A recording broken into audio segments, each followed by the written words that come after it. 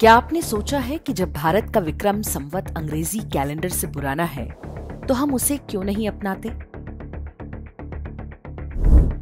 विक्रम संवत 57 वर्ष पहले आरंभ होता है और सनातन धर्म की सभी शाखाओं के पर्व त्योहार इसी के आधार पर तय होते हैं। उदाहरण के लिए, यदि अंग्रेजी कैलेंडर का वर्ष 2024 चल रहा है तो विक्रम संवत का वर्ष 2081 होगा। विश्व के अधिकांश देश लंबे समय तक पश्चिमी ईसाई देशों का उपनिवेश रहे, जिसके कारण आज ईसवी कैलेंडर अंतर्राष्ट्रीय रूप से मान्य है। लेकिन स्वतंत्रता के बाद राष्ट्रीय पंचांग के रूप में जिसे चुना गया वो विक्रम संवत नहीं बल्कि शक संवत है। ये विक्रम संवत से 135 वर्ष बाद और अंग्रेजी कैलेंडर से 78 वर्ष बाद आरंभ होता है।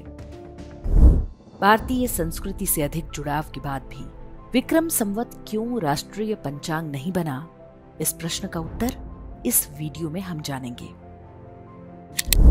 पहली बात विक्रम संवत की, ये चंद्र और सौर गणनाओं पर आधारित है। इसका आरंभ उज्जैन के चक्रवर्ती राजा विक्रमादित्य के राज तिलक की तिथि से होता है। विक्रम संवत की रचना उस काल के प्रसिद्ध खगोल शास्त्री वाराह मिहिर ने की थी। वाराह मिहिर राजा विक्रमादित्य के नवरत्नों में से एक थे। विक्रम संवत में वर्ष सूर्य पर आधारित और महीने चंद्रमा की गति पर निर्भर होते हैं।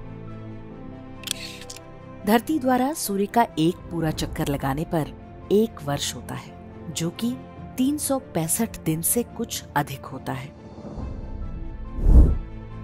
प्राचीन ग्रंथ सूर्य सिद्धांत के अनुसार पृथ्वी सूर्य का चक्कर लगाने में 365 दिन, 15 घटी, 31 विपल तथा 24 प्रति विपल लगाती है। आधुनिक विज्ञान कुछ वर्ष पहले ही ये गणना कर पाया। इससे पहले यूरोप में एक वर्ष 360 दिन का हुआ करता था। विक्रम संवत में महीना 30 या 31 दिन का नहीं बल्कि 28, 30 और 30 दिन का होता है।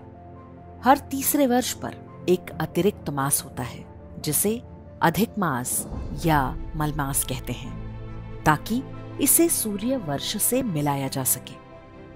इसके कारण महीनों और ऋतुओं का तालमेल सबसे सटीक रूप से बैठता है। यही कारण है कि सभी भारतीय मत और संप्रदाय अपने त्योहार और शुभ मुहूर्त विक्रम संवत से ही निकालते हैं। इसमें चैत्र मास के शुक्ल पक्ष की पहली तिथि अर्थात प्रतिपदा को नए वर्ष का आरंभ माना जाता है। हालांकि इसे लेकर देश के अलग अलग क्षेत्रों में विविधताएं देखने को मिलती हैं। उदाहरण के लिए गुजरात में इसे कार्तिक शुक्ल प्रतिपदा से शुरू माना जाता है। दूसरी ओर सरकारी शक संवत है। इसमें भी महीनों के नाम और क्रम वही हैं जो विक्रम संवत में हैं।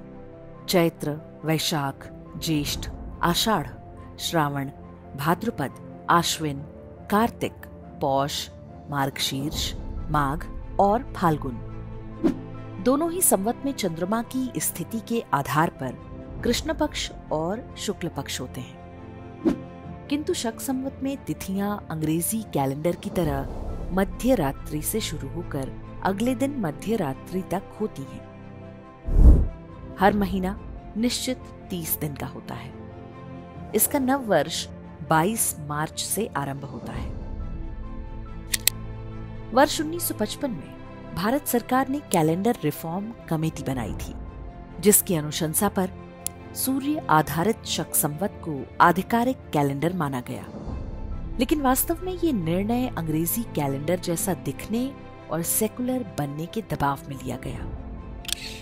मुसलमानों और ईसाइयों से पहले शकों ने भी भारत पर हमला किया था।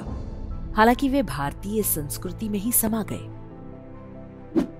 इसे एक प्रकार की औपनिवेशिक मानसिकता ही कहेंगे कि एक अप्रचलित कैलेंडर को स्वतंत्रता के बाद भारतीयों पर थोप दिया गया। संभवतः उन्हें ये बात नहीं पची कि कोई हिंदू पंचांग अंग्रेजों से पुराना और अधिक वैज्ञानिक कैसे हो सकता है।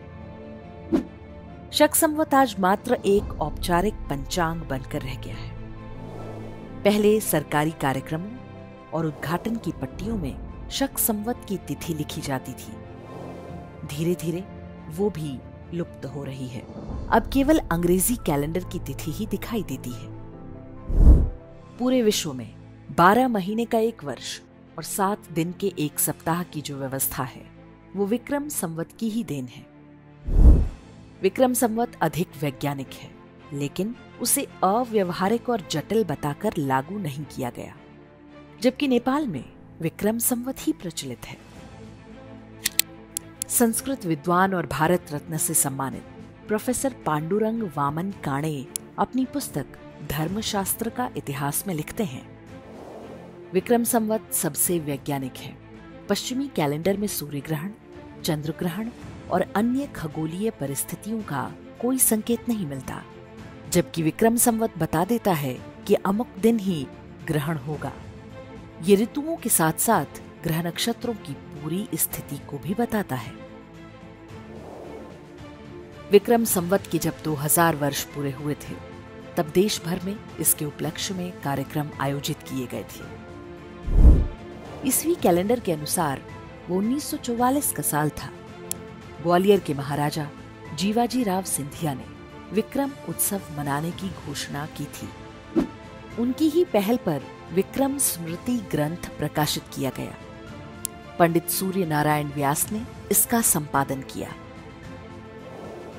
राजा विक्रमादित्य, कालिदास और उज्जैनी नगरी पर यह सबसे प्रामाणिक पुस्तक मानी जाती है। इस पुस्तक का लिंक आप YouTube पर वीडियो के डिस्क्रिप्शन में पा सकते हैं। विक्रम संवत के 2000 वर्ष पूरे होने के अवसर पर विक्रमादित्य नाम से एक फिल्म भी बनाई गई थी, जो ईस्वी वर्ष 1945 में रिलीज हुई। इसका निर्देशन विजय भट्ट ने किया था। इसके गाने आप YouTube पर सुन सकते हैं। इनके लिंक भी डिस्क्रिप्शन में दिए गए हैं। जब तक पृथ्वी आबाद रहे, जब तक पृथ्वी आबाद रहे, जब तक पृथ्वी आबाद रहे, जब तक पृथ्वी आबाद रहे, तब तक हर भारतवासी के,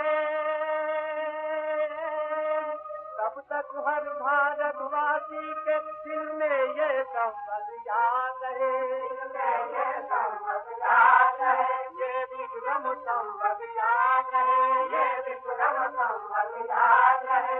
विक्रमादित्य की जय हो, विक्रमादित्य की जय हो, विक्रमादित्य की जय हो। विक्रम उत्सव में वीर सावरकर और KM मुंशी जैसे स्वतंत्रता सेनानियों ने भी सहभागिता की थी। उनका प्रयास था कि इसे भारत के सांस्कृतिक पुनरुत्थान के अवसर की तरह प्रयोग किया जाए। लेकिन भारत के बंटवारे और फिर हिंदुओं के विस्थापन और नरसंहार से पैदा अवसाद ने इस पूरे प्रयास पर पानी फेर दिया। ऊपर से नेहरूवादी सेक्युलरिज्म ने रही सही कसर पूरी कर दी। सेक्युलर सरकारों ने विक्रम संवत को भले ही त्याग दिया, लेकिन वे इसे भारतीय जनमानस से नहीं हटा सके। केवल पर्व त्योहार ही नहीं, लोग अपने घर और अन्य प्रतिष्ठानों पर विक्रमी तिथि लिखवाना पसंद करते हैं। दिल्ली में ये शिलापट पाकिस्तान के DI खां से विस्थापित हिंदुओं के स्कूल पर लगा है। आप देख सकते हैं कि इसमें कितनी प्रमुखता के साथ विक्रम संवत की तिथि बताई गई है। राजस्थान में अब मांग हो रही है कि राज्य का स्थापना दिवस 30 मार्च के स्थान पर चैत्र प्रतिपदा को मनाया जाए।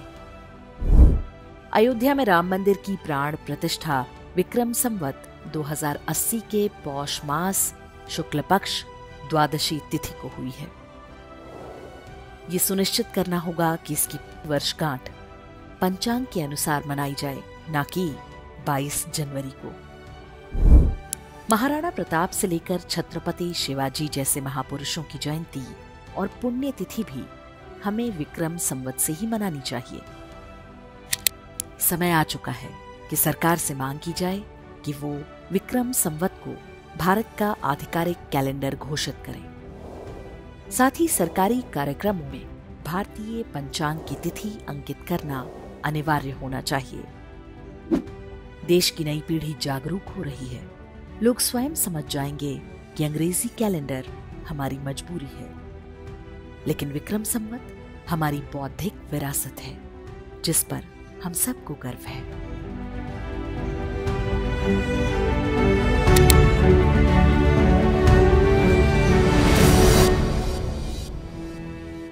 इंडेक्स ऑनलाइन के वीडियो समाज को समर्पित हैं। आप इनको डाउनलोड करके जैसे चाहे वैसे प्रयोग कर सकते हैं। चाहे तो आप हमारे टेलीग्राम चैनल से जुड़ सकते हैं। वहां सारे नए पुराने वीडियो आपको मिल जाएंगे। हमारे सोशल मीडिया लिंक हर वीडियो के डिस्क्रिप्शन में होते हैं। हमारा एकमात्र उद्देश्य हिंदू समाज को जागृत और एकजुट करना है। इसमें सहभागी बने। धन्यवाद।